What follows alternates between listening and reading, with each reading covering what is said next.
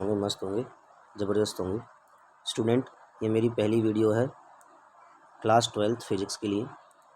इस वीडियो में हम लोग क्लास 12th के 2012 से लेकर 2018 तक जो प्रीवियस ईयर क्वेश्चंस हैं वो लगाएंगे। और हम ऐसा मान कर चल रहे हैं क्योंकि अब अक्टूबर है और अक्टूबर भी आधा निकल चुका है, तो ऐसा हम मान कर चल रहे हैं कि आप लोगों ने जो भी चैप्टर्स हैं वो पढ़ लिए हैं, जो भी आपका सिलेबस है वो पढ़ लिया होगा, ठीक है ना। तो हम बढ़ते हैं अपने क्वेश्चंस की तरफ।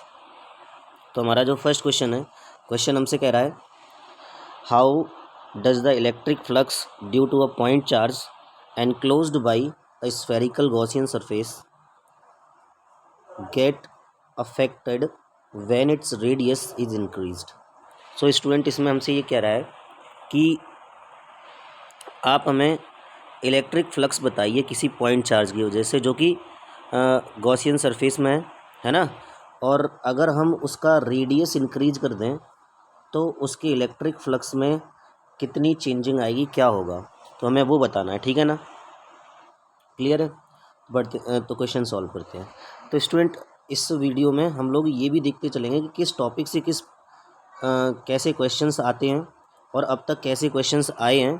तो हम उन चीज़ों को टारगेट करके चल रहे हैं, और जैसे भी क्वेश्चंस होंगे, चाहे वो थ्योरेटिकल बेस्ड हो या चाहे वो न्यूमेरिकल हो, हम सारे क्वेश्चंस इसमें सॉल्व करेंगे, ठीक है ना। ठीक है, तो क्वेश्चन हमसे कह रहा है, वो तो आपने समझ ही लिया होगा।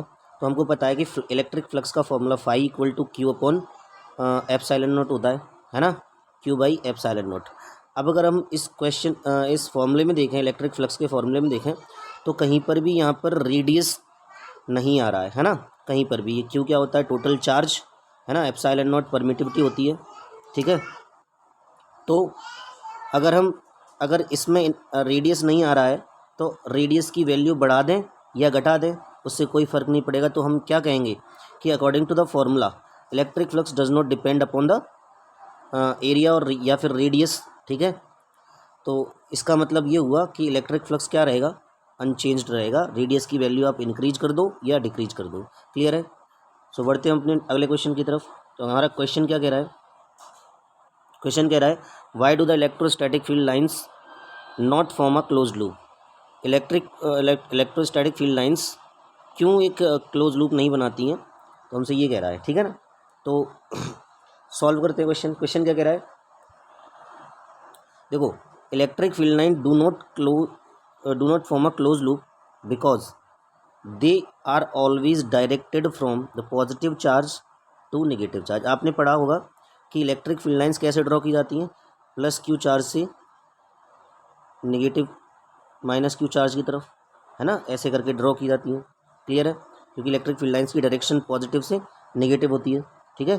तो क्लोज लूप कैसे बनते हैं, क्लोज लूप बनते हैं ऐसे, इस तरीके से रेगुलर सरफेस होते हैं लूप, ठीक है ना, रेगुलर सरफेस होते हैं, ठीक है। तो आई होप समझ में आ गया होगा। अगला क्वेश्चन हमसे क्या कह रहा है, अगला क्वेश्चन हमसे कह रहा है कि what is the electric flux through the cube at the side 1 centimetre which enclose an electric dipole. हमें इलेक्ट्रिक फ्लक्स बताना है किसी एक क्यूब के थ्रू जिसकी साइड कितनी है, 1 सेंटीमीटर की है ना, जिसमें कि एक इलेक्ट्रिक डाइपोल रखा हुआ है, ठीक है। मतलब एक क्यूब है 1 सेंटीमीटर की साइड वाला, इस तरीके से, है ना, 1 सेंटीमीटर की साइड वाला, ठीक है, ऐसे करके। अब इसमें क्या रखा हुआ है, इसमें एक इलेक्ट्रिक डाइपोल रखा हुआ है, ठीक है। तो इलेक्ट्रिक फ्लक्स का फॉर्मूला तो हमें पता ही है, क्यू बाई एप्सिलॉन नॉट होता है। तो यहाँ पर अगर हम क्यू की वैल्यू पता चल जाए तो हम ये वैल्यू निकाल सकते हैं। एप्सिलॉन नॉट की वैल्यू तो हमें पता ही होती है, ये फिक्स होती है ना।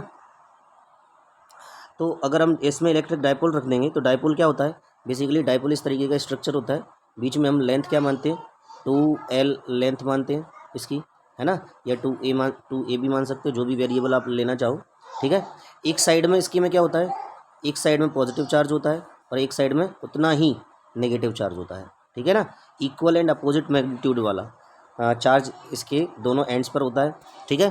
तो अगर हम यहाँ पर क्यू की बात करें तो क्यू क्या होता है, टोटल चार्ज, क्या होता है, टोटल चार्ज होता है ना, क्या होता है, टोटल चार्ज होता है। तो अगर हम इलेक्ट्रिक डाइपोल पर टोटल चार्ज फाइंड करें तो इलेक्ट्रिक डाइपोल पर टोटल चार्ज कितना होगा, एक प्लस क्यू और एक माइनस क्यू, दोनों चार्ज क्या करेंगे, एक दूसरे को कैंसिल करेंगे, तो टोटल चार्ज कितना होगा, 0। तो बेसिकली टोटल चार्ज कितना आएगा, 0। जब हम इस फॉर्मूले में चार्ज की वैल्यू 0 पुट करेंगे तो इलेक्ट्रिक फ्लक्स कितना आएगा, इलेक्ट्रिक फ्लक्स आएगा हमारा 0। क्लियर है ना, क्योंकि वैल्यू अगर 0 रखें तो 0/ε0 मतलब 0। क्लियर है ना, तो मैंने वही लिखा हुआ है, कि टोटल चार्ज कितना हो जाएगा, टोटल चार्ज हो जाएगा Q, phi equal to Q/ε0। Q की जगह पे हमने क्या पुट किया, 0, 0/ε0 मतलब 0। ठीक है, यानी कि फ्लक्स कितना आया, 0। क्लियर है। अगले क्वेश्चन की तरफ बढ़ते हैं। क्वेश्चन हमारा कह रहा है, 2 equal balls having the equal positive charge Q coulombs are suspended by 2 insulating strings of equal length। कोई दो चार्ज हैं, दो इक्वल बॉल्स हैं जिस पर दोनों पर क्या है, पॉजिटिव क्यू चार्ज है ना, पॉजिटिव क्यू कूलम का चार्ज है, और वो दोनों बॉल्स एक दो स्ट्रिंग से लटकाई गई हैं, इंसुलेटिंग स्ट्रिंग से लटकाई गई हैं, है ना, सस्पेंड की गई हैं, जिनकी लेंथ क्या है, इक्वल लेंथ है। What would be the effect on the force when a positive plastic sheet is inserted between the two. तो अब आपको क्या बताना है, अब आपको बताना ये है फोर्स पर क्या प्रभाव पड़ेगा जब हम एक प्लास्टिक की शीट को क्या कर देंगे, उन दोनों के बीच में इंसर्ट कर देंगे। ठीक है ना, तो हमें पता है कि कूलम का रूल क्या होता है, इलेक्ट्रोस्टैटिक फोर्स निकालने का फॉर्मूला देता है कूलम का, जो लॉ होता है F = 1/4πε0। आपने जनरली क्या पढ़ा होगा, 1/4πε0, है ना। के भी होता है उसमें, बट ये के कब आता है, ये के आता है किसी मीडियम के लिए, क्योंकि हमें यहाँ पर एक प्लास्टिक शीट रखनी है, तो प्लास्टिक मीडियम के लिए हम जब ये फॉर्मूले को पुट करेंगे तो हम यहाँ पर क्या लेकर चलेंगे, के भी साथ में लेकर चलेंगे, है ना। क्लियर है बात, बाकी फॉर्मूला पूरा सेम रहेगा। तो 1/4πε0 के Q1 Q2/r², ये हमारा फॉर्मूला होता है। अब देखो यहाँ पर अगर मैं बात करूँ तो वैक्यूम के लिए के की जो वैल्यू होती है, वैक्यूम के लिए के की वैल्यू 1 होती है, और किसी मीडियम के लिए के की वैल्यू क्या होती है, >1 होती है। तो अगर हम यहाँ पर के की वैल्यू >1 रखेंगे तो फोर्स क्या हो जाएगा, फोर्स ये कौन सा वाला रिलेशन हो गया, ये इन्वर्सली प्रोपोर्शनल वाला रिलेशन हो गया। F अगर इन सारी चीज़, ये तो कांस्टेंट है ही है, और ये भी अगर हम थोड़ी देर के लिए कांस्टेंट माने तो हमारा F is inversely proportional to R हो जाएगा, सॉरी के हो जाएगा, है ना। तो अगर हम इस के की वैल्यू जितनी भी बड़ी रखेंगे ना, क्योंकि किसी भी मीडियम के लिए के की वैल्यू >1 तो होती ही है ना। तो अगर हम के की वैल्यू >1 रखेंगे तो फोर्स क्या हो जाएगा, अगर ये वाली वैल्यू ग्रेटर रखते हैं तो ये वाली वैल्यू क्या हो जाएगी, रिड्यूस हो जाएगी, कम हो जाएगी। क्लियर है बात। सो हमने यहाँ पे लिखा हुआ है कि अगर हम प्लास्टिक शीट को रखेंगे उन दोनों बॉल्स के बीच में, तो जो फोर्स होगा वो क्या हो जाएगा, force will be reduced. Clear है बात, आई होप समझ में आ गया होगा। अब हमसे ये कह रहा है अगले क्वेश्चन में, why do the electric field lines never cross each other. Electric field lines एक दूसरे को क्यों क्रॉस नहीं करती हैं, ये हमसे पूछ रहा है ना, और ये बहुत इंपॉर्टेंट है, आपके टीचर ने भी आपको बताया होगा जब भी पढ़ाया होगा। देखो जब हमने इलेक्ट्रिक फील्ड लाइन्स की स्टडी करी है तो हमने ये सीखा था कि इलेक्ट्रिक फील्ड लाइन्स की जो डायरेक्शन हम फाइंड करते हैं वो किसी पॉइंट पर टेंजेंट ड्रॉ करके करते हैं। जैसे मान के चलो कि यहाँ पर एक पॉइंट पर हमें क्या करना है, इलेक्ट्रिक फील्ड लाइन्स की डायरेक्शन बतानी है, तो हम क्या करते हैं, इस पॉइंट पर टेंजेंट ड्रॉ कर देते हैं। तो अगर सपोज करो कि अगर किसी एक पॉइंट पर इलेक्ट्रिक फील्ड लाइन्स क्रॉस कर जाएंगी तो उस समय पर क्या होगा, उस समय पर हमें 2 टेंजेंट खींचने पड़ेंगे, और 2 टेंजेंट हमें 2 डायरेक्शन बताएंगे जो कि पॉसिबल नहीं होते किसी एक पॉइंट के लिए, है ना, जो कि पॉसिबल नहीं होते। तो मैंने वही लिखा हुआ है यहाँ पे, क्या लिखा है, two field lines can never intersect each other because if they intersect each other then 2 tangents drawn at that point, तब हमें 2 टेंजेंट खींचने पड़ेंगे जो कि क्या रिप्रेजेंट करेंगे, will represent 2 directions of the field at that point। उस point पर, जो कि क्या रिप्रेजेंट करेंगे, उस पॉइंट पर दो डायरेक्शन फील्ड रिप्रेजेंट करेंगे इलेक्ट्रिक फील्ड की, है ना, जो कि पॉसिबल नहीं होता है। क्लियर है बात? आई होप समझ में आ गया होगा। अब हमारा अगला क्वेश्चन क्या कहता है हमसे, क्वेश्चन हमसे कहता है two charges of magnitude -2q and +q are located at point a,0 4a,0 respectively. What is the electric flux due to these charges through the sphere of radius 30 centimetre? यहाँ पे centimetre है, 30 नहीं है, sorry 3a है, ये 3a है, ठीक है ना, क्या है ये 3a है, मिस टाइप हो गया है थोड़ा, तो ये क्या है 3a है with its centre at the origin. तो क्वेश्चन का मतलब क्या है, क्वेश्चन का मतलब क्या ये है कि कोई दो चार्ज है, एक -2q मैग्नीट्यूड वाला, एक +q मैग्नीट्यूड वाला है। ये एक चार्ज -2q जो चार्ज है वो इस पॉइंट पर रखा हुआ है, ठीक है, और जो +q चार्ज वाला है वो इस पॉइंट पर रखा हुआ है ना। अब हमें क्या बताना है, what is the electric flux due to these charges, इन दोनों चार्जेस की वजह से जो इलेक्ट्रिक फील्ड होगा वो बताना है हमें थ्रू द स्फीयर के थ्रू, है ना, जिसकी रेडियस कितनी है 3a की है, इसकी रेडियस कितनी है 3a, ठीक है, with its centre at the origin centre इसका कहाँ पर है, ऑरिजिन पर है, ठीक है। तो हम क्या करते हैं, हम पहले एक स्फीयर ड्रॉ कर लेते हैं। देखो मैंने यहाँ पे स्फीयर ड्रॉ किया हुआ है, तो ये क्या है, ये बेसिकली एक स्फीयर है, ठीक है, इसका सेंटर कहाँ है, यहाँ पर। सेंटर के कोऑर्डिनेट 0,0 होते हैं, आपको पता है। सेंटर से जैसे ही हम एक्स एक्सिस की डायरेक्शन में बढ़ेंगे तो इस पॉइंट पर हमको क्या बताएगा, यहाँ से लेकर यहाँ तक की जो डिस्टेंस होगी उसी को तो रेडियस कहते हैं, और रेडियस कितनी थी 3a। तो हम इसके कोऑर्डिनेट कैसे डिनोट करेंगे 3a,0, क्योंकि ये एक्स एक्सिस की डायरेक्शन में है ना, एक्स एक्सिस की डायरेक्शन में तो वाई कोऑर्डिनेट 0 होगा, तो हमने यहाँ पर इसका नाम रख दिया 3a,0। अब एक जो चार्ज रखा हुआ था -2q वो a,0 पर रखा हुआ था, तो a कहाँ पर आएगी, a कहीं इन 0 से लेकर 3a के बीच में आएगी, तो हमने कहीं पर एक पॉइंट डिनोट कर लिया जहाँ पर हमने -2q चार्ज को पुट कर दिया।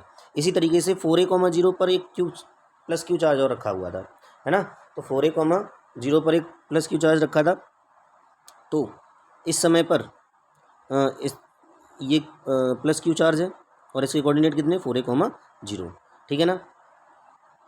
अब हम क्या करेंगे, अब हम इलेक्ट्रिक फ्लक्स निकालेंगे हम, ठीक है। तो अगर हम इसकी बात करें,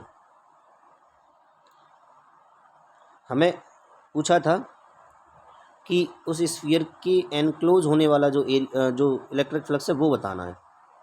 तो इसमें अगर देखें फिगर में, तो फिगर में ये वाला जो +q चार्ज है ये तो स्फीयर के बाहर है, तो ये तो हमें फाइंड ही नहीं करना है ना, केवल यही वाला फाइंड करना है जो 2q की वजह से है। तो यहाँ पे q की वैल्यू क्या होगी -2q, ठीक है।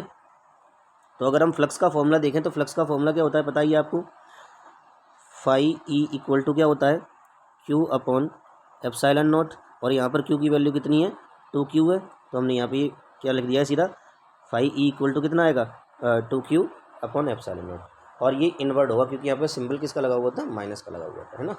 क्लियर है बात। अब हम देखते हैं अपना अगला क्वेश्चन। तो अगला क्वेश्चन क्या कहता है, ये हमें बताना है distinguish between a dielectric and a conductor. आप लोगों को पता ही होगा कि डाइलेक्ट्रिक और कंडक्टर में क्या डिफरेंस होता है, तो वही यहाँ पे मैंने लिखा हुआ है। बेसिकली डाइलेक्ट्रिक क्या होते हैं, डाइलेक्ट्रिक इंसुलेटिंग मीडियम होते हैं, हम इनको क्या कह सकते हैं, नॉन कंडक्टर कहते हैं।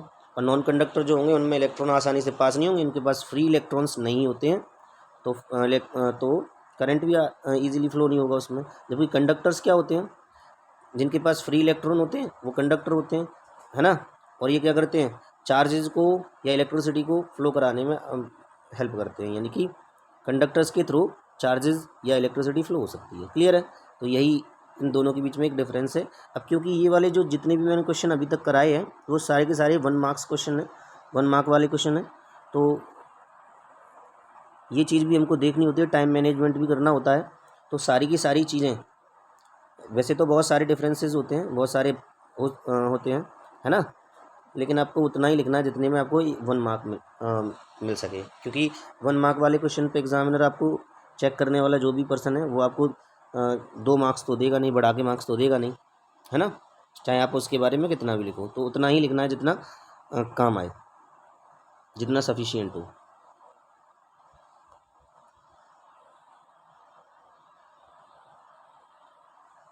तो हमारा अगला क्वेश्चन क्या कहता है, a charge cube is placed at the centre of a cube. एक क्यू चार्ज है जो सेंटर पर रखा हुआ है ना। किसके सेंटर पर, क्यूब के सेंटर पर, इस तरीके से। तो ये एक क्यूब है, ठीक है, ये एक क्यूब है, यहाँ पर कहीं एक चार्ज रखा हुआ है जिसका क्या नाम है, क्यू। क्यू चार्ज रखा हुआ है। What is the electric flux passing through a single phase of cube. किसी एक फेस, यानी कि किसी एक फेस पर जो किसी एक फेस पर हमको क्या बताना है, इलेक्ट्रिक फ्लक्स बताना है। क्या बताना है, इलेक्ट्रिक फ्लक्स। ठीक है, करते हैं। तो अपन को पता है कि ये चार्ज कहाँ रखा हुआ है, सेंटर पर रखा हुआ है इसके में, है ना। तो अगर ये सेंटर पर रखा हुआ है तो ये इक्वली डिस्ट्रीब्यूट होगा, सिमेट्रिकली डिस्ट्रीब्यूट होगा सभी फेस पर, सभी फेस पर। तो हमें किसी एक पर निकालना है। अब आपको पता है कि जो बेसिकली क्यूब होता है उसमें 6 फेस होते हैं। कितने फेस होते हैं, 6 फेस होते हैं, ठीक है। और चार्ज क्यू हर एक फेस पर एक सिमेट्रिकली क्या होगा, डिस्ट्रीब्यूट। तो हर एक फेस पर कितना चार्ज पहुंचेगा, Q/6 पहुंचेगा, है ना। तो चार्ज की वैल्यू कितनी होगी, Q/6 एक फेस पर, है ना। तो हम इलेक्ट्रिक फ्लक्स के फॉर्मूले में बस Q की जगह पर क्या रख देंगे, Q/6 रख देंगे। So finally we will got our answer. So basically flux linked with each face, charge की वैल्यू रख देंगे हम 1/6 into 5, 1/6 into Q/x epsilon not, 5 की वैल्यू जो भी है ना। तो फाइनली हमारा आंसर क्या आएगा, फाइनली हमारा आंसर आएगा Q/6 एप्सिलॉन नॉट। क्लियर है, 6 एप्सिलॉन नॉट। तो इस वीडियो में हम लोग इतना ही रखते हैं। अगली वीडियो में हम लोग लेकर आएंगे 2 और 3 मार्क्स वाले क्वेश्चंस, ठीक है, जो आपके एग्ज़ाम से रिलेटेड हैं, जो प्रीवियसली आए हुए हैं, है ना। तो नेक्स्ट तब तक के लिए थैंक्स फॉर वॉचिंग। अगर आप लोगों ने चैनल को सब्सक्राइब नहीं किया है तो सब्सक्राइब कर लीजिए, ताकि हम लोग अच्छी अच्छी वीडियो और भी लेके आते रहें, ठीक है ना। Thanks for watching.